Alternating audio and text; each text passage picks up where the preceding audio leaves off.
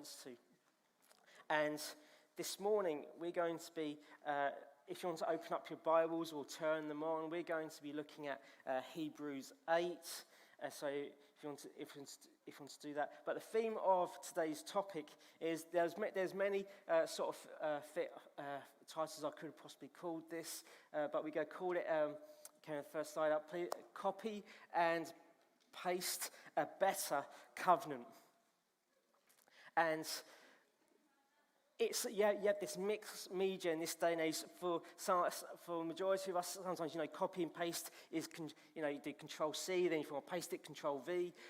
But do you remember the time where if you wanted to copy a song, you're upstairs and you had the tapes and you had to listen to the radio, and that was a skill, wasn't it? When you had to wait for the DJ to stop talking and press record, hoping that you'll get it, and then you had to time it before they started talking again, and so you then stopped it. But then if another person had a tape and you wanted that song off, then you had to then record the tape off the tape and do that at the same time. Do you remember that?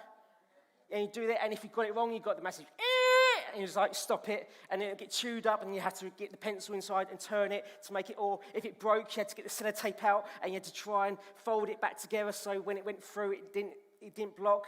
Anyone else done that? Yeah. But the trouble is, when you copied the copy of those tapes, the quality would go down, wouldn't it? And so if you're the first one or two person to do it, it wouldn't be so bad. But if you're like the fifth or the sixth person and you're copying from a copy of a copy of a copy and you played it, didn't it sound awful? But yet we put up with it because it was a song that we wanted to do. And so it was a bit of nostalgia, and I didn't have that one, but I had cinema, and you had the build-up of tapes, and you had the mixed tapes. Anyone else do the mixed tapes? You try to do your favourite songs on one tape and you turn it over? No, that's just me. Sold. I'll take it. That's absolutely fine. And so you play it, and so you had to be careful. And even in this day and age, depending on how you copy, even whether it's just not just music, but images on the internet, and you send it through, depending on what software and programs you use, you see the image quality just go down and down and down. If you copy and paste it too many times, virtually the original what you have, the sort of picture that you have is nowhere close to the original that was originally taken. And this has been on my heart for the majority of this season, this year, as we've been coming about in the respect that actually we have to be careful what we copy, because actually, if we're not careful, what we're left with is a diluted version of the original. And so here in Hebrews, we have the writer, and he's writing to his people because the same similar thing has happened. They go back. You have the Pharisees and the Sadducees, and time and time again, when Jesus is speaking to them, they're saying, "We believe in Moses. We believe in the law. That's who we follow." And you have this theme going all the way through, and even in this time where, because they've copied a copy of a copy of a copy, actually what they have is nothing like the original. And so the writer is addressing this. So let's start from verse 1. And it says, "Now the point in what we are saying is this: we have such a high priest, one who is seated at the right hand of the throne of the majesty in heaven, a minister in the holy places, in the true tent that the Lord set up, not man. For every high priest is appointed to offer gifts and sacrifices. Thus, it is necessary for this priest also to have something to offer. Now, if he were on earth, he would not be a priest at all, since there are priests who offer gifts according to the law. They serve a copy and shadow of the heavenly things. When Moses was about to erect the tent, he was instructed by God, saying, 'See that you make everything according to the pattern that was shown you on the mountain. But as it is Christ has ordained a ministry that is as much more excellent than the old, as the covenant he mediates is better, since it is enacted on better promises. For if that first covenant had been faultless, there would have been no occasion to look for a second. He finds fault with them when he says, "Behold, the days are coming, declares the Lord, when I will establish a new covenant with the house of Israel and with the house of Judah, not like the covenant that I made with their fathers on the day when I took them by the hand to bring them out of the land of Egypt, for they did not continue in my covenant. And so I showed no concern for them, declares the Lord. For this is the covenant that I will make with the house of Israel after these days, declares the Lord. I will put my law into their minds and write them on their hearts, and I will be their God, and they shall be my people, and they shall not teach each one his neighbor and each one his brother, saying, Know the Lord, for they shall all know me, from the least of them to the greatest. For I will be merciful towards their iniquities, and I will remember their sins no more. In speaking of a new covenant, he makes the first one obsolete, and what is becoming obsolete and growing old is ready to vanish away." I wonder, over this sort of time, you see back in when you read Exodus, when you read Moses' journey, and you see that Moses goes up on the mountaintop, and we know we have this encounter, that he has this encounter with God. God speaks to him. We know that Moses knows God intimately, almost like face to face. And it says here that Moses had to know what God was speaking to him, because even though he was away, that Israel was acting crazy down below. He'd only been away a certain amount of time when they started copying what had gone before, because they couldn't be bothered to wait.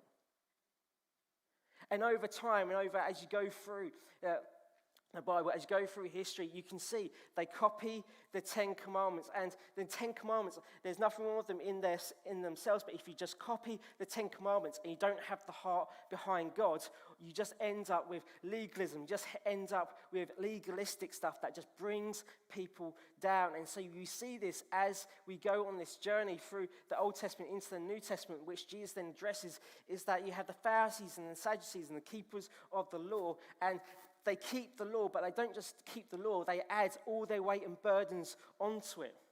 So the fact that when Jesus wants to heal someone on the Sabbath, they turn around and say, "You can't do that." When they're walking through a wheat field and eating grain, it's like, "You can't do that, that's work."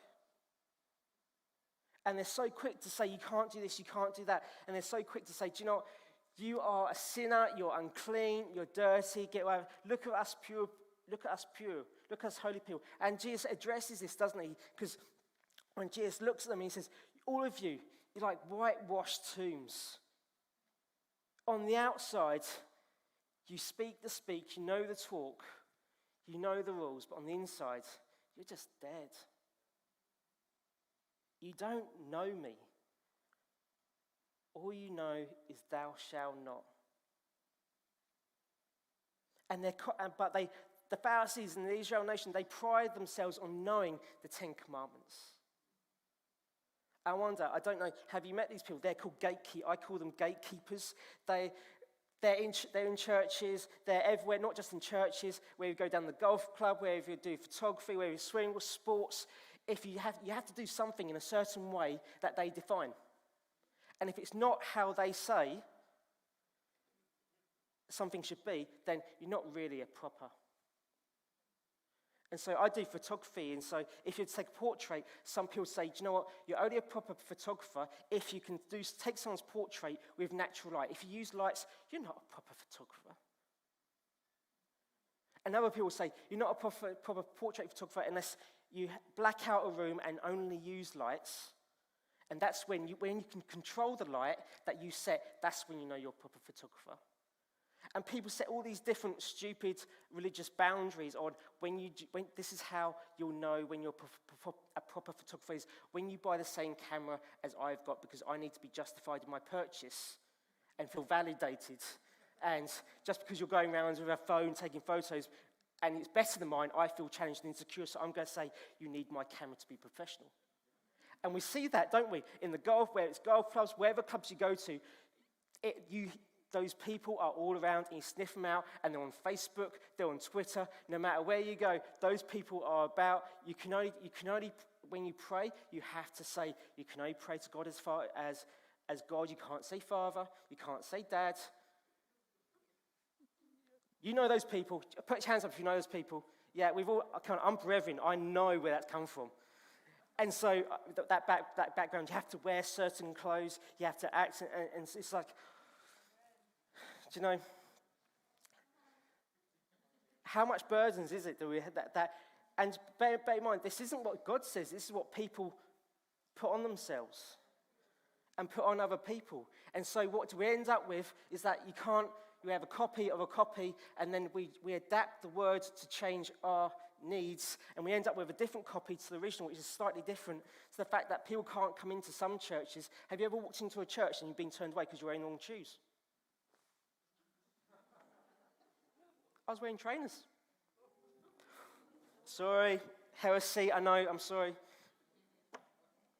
But that's happened to me, and I've seen people do that. And one of the standing memories I have of my granddad was when these two people came to the door. And yes, the only way to sort of describe it and to make it relevant to you, the way you'd sort of describe it was a couple of Bams or a couple of Neds. To be politely. And they were stopped at the door because they weren't wearing the right clothing. And I can remember my granddad sitting down in a chair, and he started taking off his shoes. And they were like, "What are you doing?" He goes, "You can have my shoes." That's one of the memories that stands out. And everyone's looking around because he was trying to break, because he realized that actually there's a heart behind the gospel. And I wonder, do we lose sometimes the heart? And so we have to be careful what we copy and paste and apply, because sometimes, even with social media, when we all know this, when you see people's posts, when people put stuff out and you see a fantastic picture, but it's just like, if you take a photograph of their whole life, it's almost like a cropped image of one section of a corner that you don't see the full outtakes. It's a bit like a film. You see the finished product, but you don't see how many outtakes and outtakes and outtakes and outtakes behind those scenes. And it's a bit like for some of the worship recordings, and when James Glass, during the lockdown, when we were doing our talks and putting stuff out, you saw the finished product, but you didn't see the hours of, I got halfway through my sermon, I made a mistake, I have to start it all again. That's 15 minutes. How many times do we do that? Yeah, okay, we need to start. No, the band's going, no, we did it the first time, it's okay. But okay, even us, and he's just like, how many times do you have to keep, I just have to restart because what we got it wrong. In the same way, we have to be careful what we look around, because actually sometimes we look at other people and we think, do you know what, I'd love to be able to do that, whether it's produce music and win a Grammy, and that you look at some of these people who win loads of Grammys and think, I'd really love to do that, but then you look at the sideline, you look at their life and you think, some of them are on their fifth marriage. And you look at, from a photographer's perspective, look at landscape, Ansel Adams, and he's just like, they're fantastic pictures, but if you speak to his family, his children didn't know him. He wasn't there for the majority of his children's births because he was up some mountain taking a photograph. Because they didn't have the phone technology, so he went away. And so majority of his children, he wasn't around because he was up. Then he'll come back during the day and be like, oh, okay, I've got a son, I've got a daughter. And then he'll be away, and so we see stuff and we try and copy and paste, but we don't see what it costs to get there. I wonder, We copy the outside world because sometimes we don't actually know what God's called us. And sometimes there's this struggle, there's this striving. We don't know what God's called us in the Bible. We don't know what God's calling us in the Bible because we don't know it. And so we validate and we try to do something, we try to search out, and we try and bring culture into our walk with God, and we stick a Christian label on it, and it just doesn't work. And we find that perhaps our walks with God and perhaps church is disappointing. And I totally get why some people walk away from church. It's not that they walk away from God, it's because they walk away from the copy that we present to them. Or they walk away. And so you see some people, and they're in the high street, and they got their bullhorn megaphone, and you just want to rip those things. You just want to throw it, don't you?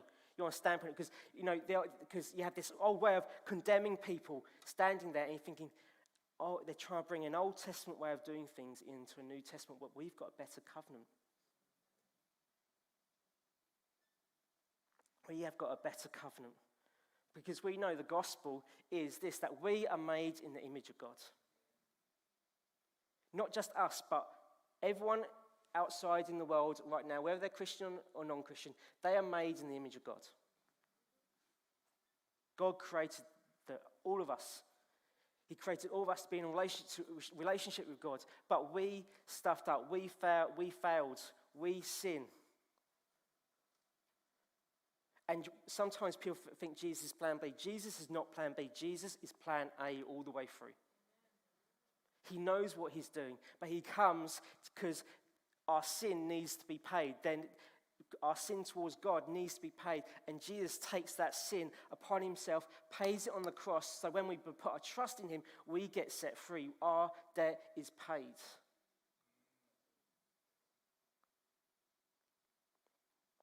Our debt is paid. We know that we can stand before God and know, so God, I did that. I'm really, truly sorry. And our evidence of our repentance is how we change our lives to be more like Jesus.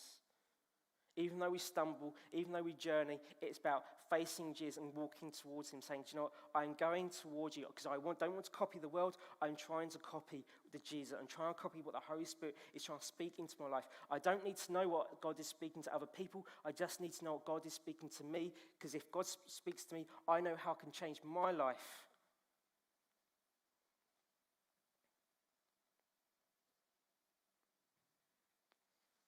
I know how God can change my life. And if God can change my life, if God can be merciful, if God can be gracious towards me, I know he can be merciful and gracious towards other people. Why? Because he's done it with me. But sometimes we're a bit like Moses, aren't we? Moses is there. You see Moses and they're thirsty, and the first time he strikes the rock and water comes out, feeds Israel. And Moses is a great guy. He's a fantastic guy. But when you get towards the end, same similar sort of situation, but instead of listening to God, say, God, what do you want to do in this moment? He gets frustrated where he is, and he tries to do things the old way, but in doing things the old way, that stops him going into the promised land. He could have gone into the promised land, but because the enemy worked in the spies when they came back, that stopped him from entering into the promised land. Sometimes what we copy and paste from other people speaking into us, when God met him face to face, he says, go, it's yours. Because he copied and pasted and allowed the negative influences from other people and applied it to him, he stopped just short. He stopped just short. Doesn't mean that God wasn't using him. Doesn't mean that God wasn't doing great things for him. Honestly, God did fantastic things for him. But if we copy and paste from the outside, there's only so far we can go. If you want to walk into the places where God wants you to walk, and if we turn to, let's turn to Joshua 1. It says, excuse me.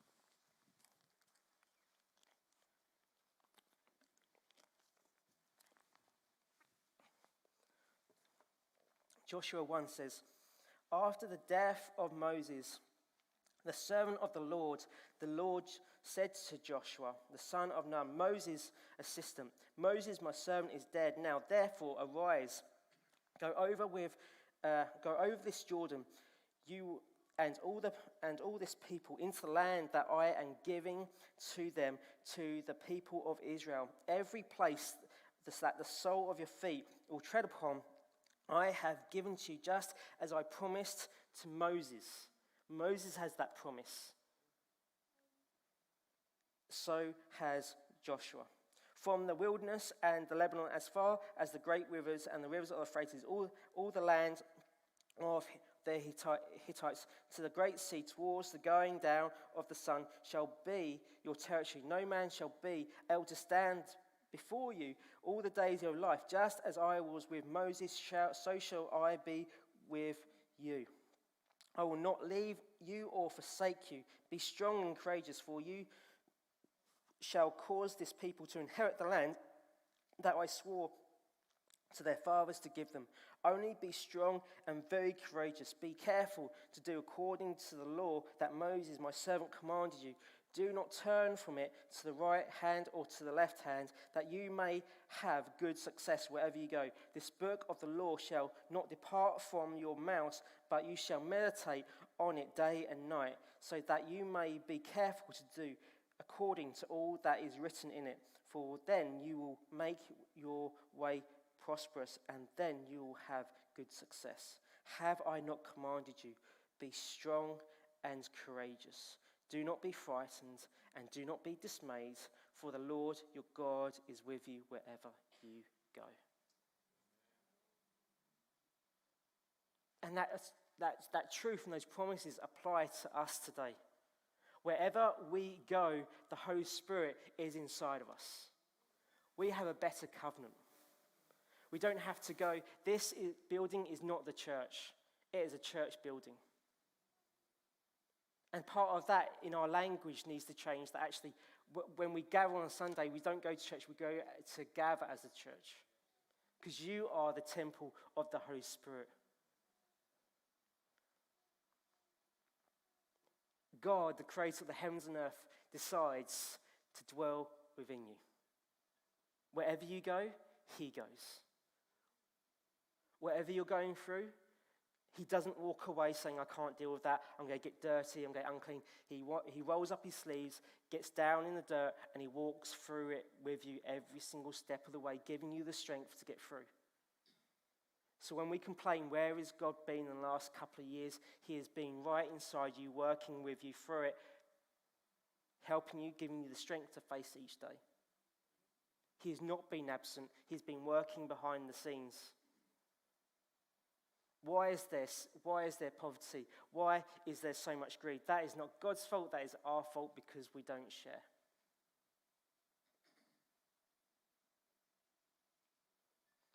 Why do people abuse? Why do people hurt? Because we're greedy and we're selfish.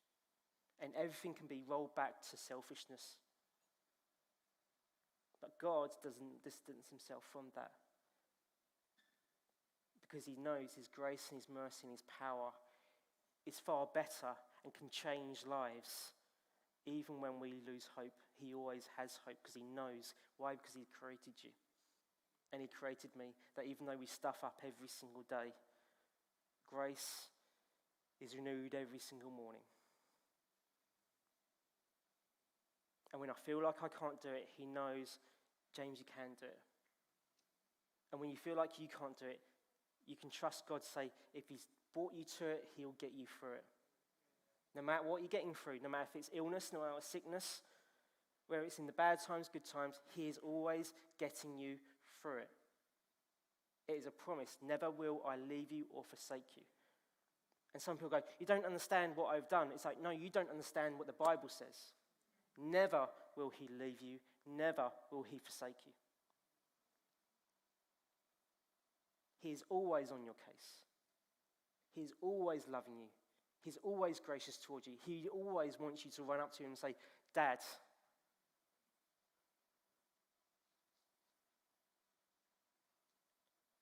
Whenever we run away, he's always chasing after us. I told Joy this. I said, you do realise if you leave me, I'm coming after you. You can't get rid of me that quick. In the same way, he's not going to leave you. He's not going to abandon. And so there's these truths which we have to focus on and saying, if God says this, they are true. Some of the things that we go through in our lives are because we've seen from our parents, we've seen from friendships, we've seen from various places, and they can seek into our way of doing things and our way of speaking things and our behavior. And sometimes in this season, as we're moving forward, as even Kevin stood on the stage and said, do you remember when he said, press the reset button? Do you remember that? Perhaps there's stuff in our walk with God that we just need to say, do you know what, God, is that real? Do I need to press the reset button? Have I learned something from my dad or from my mum, where it's how I deal with anger, how I treat people, how I discipline my kids or whatever, and I've just projected that onto myself and then onto you and into how I raise family or how I treat people?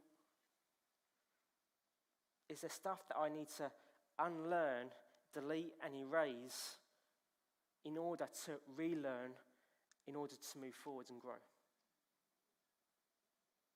In order that the external stuff doesn't affect the growth of the kingdom in our lives, and in your lives, and the people who come through that door.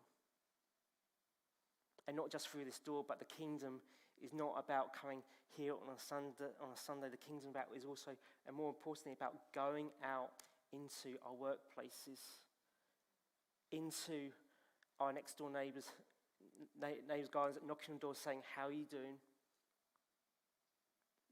Because if our lives aren't different from the culture, why should people change? If our lives aren't different, if our attitudes aren't different, do they really want to copy the copy that we're projecting?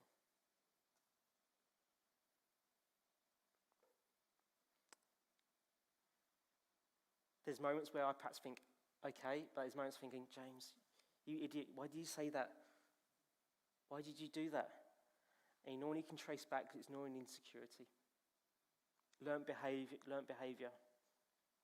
And sometimes I catch myself with perhaps we're speaking to people or we're interacting with people, because I know I'm socially awkward sometimes speaking to people. There's this pause in this conversation because I'm just like, okay, because I'm still learning that, because back in the past I used to be a gamer, so I spent most of my time with friends talking to people online. So the social interaction, it's just like, I like to do it, but it's like after a little while this is like, yeah, it's a little bit awkward.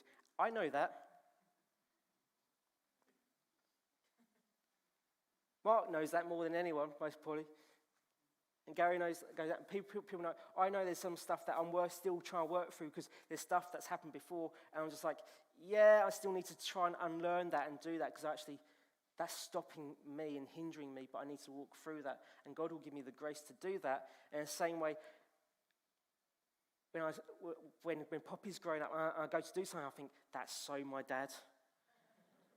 And you know, the kid inside you goes, I'll never be like that. I'll never be like my mum. I'll never be like my dad. I'll never do it that way. Yeah. It's when you go to B&Q and you're walking down a certain aisle and the 13-year-old inside you just goes, no. And you're starting to find things a little bit interesting. It's like, why? Go back to the computers, do some gaming, just don't do this. And it's those things that we have to unlearn because we see stuff and because we just take it on board. And sometimes we just need to acknowledge it's there, give it before God and say, God, would you just change me? Don't let me copy my mum. Don't let me copy my dad. The good parts, yes. But let me know what you've said in my life, just as much as Moses needed to have known what God said up on the mountain in his life. So when he got down to the bottom, when everyone's going crazy, he didn't just say, okay, let's just roll with it. He stood firm and said, no.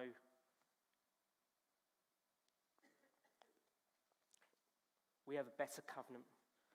Our covenant isn't with our parents. Our covenant isn't in our relationships. Our covenant isn't with our next door neighbours, our wives, or anything like that in this church building. Our covenant is with Jesus. And he's got a better covenant. And he's rich in love, slow in anger. And so for some of you who are a little bit like me, what's the time? It's just seen the time, okay. A little bit like me, sometimes you catch yourself striving. Perhaps you can hear your parents' voice inside you saying, that's not quite good enough. Or your teachers, when the teacher's spoken. So everyone had spoken over them from your teachers. You'll never become, you'll never achieve anything. Just roll over. You won't do that. You can't do that. Sometimes we need to fight the voices of the enemy and say, do you know what? I might not, but with Jesus, he'll give me the strength to do it. He'll give me the strength to overcome. And sometimes we need to take ourselves off. Because sometimes we use the story of David Goliath and we say we need to stand and be that David and look up at the Goliath. And there's moments where we do need to be in that Goliath, in that David phase. But there's moments where actually we need to take that step back and just place ourselves in the army and just let Jesus be David and say, do you know what, Jesus, it's your battle, you go for it. This is not my fight. I just need to stand firm. As Ephesians says, stand firm, put on the armor of God, stand firm, and God is going to fight my battles. And let justice be his.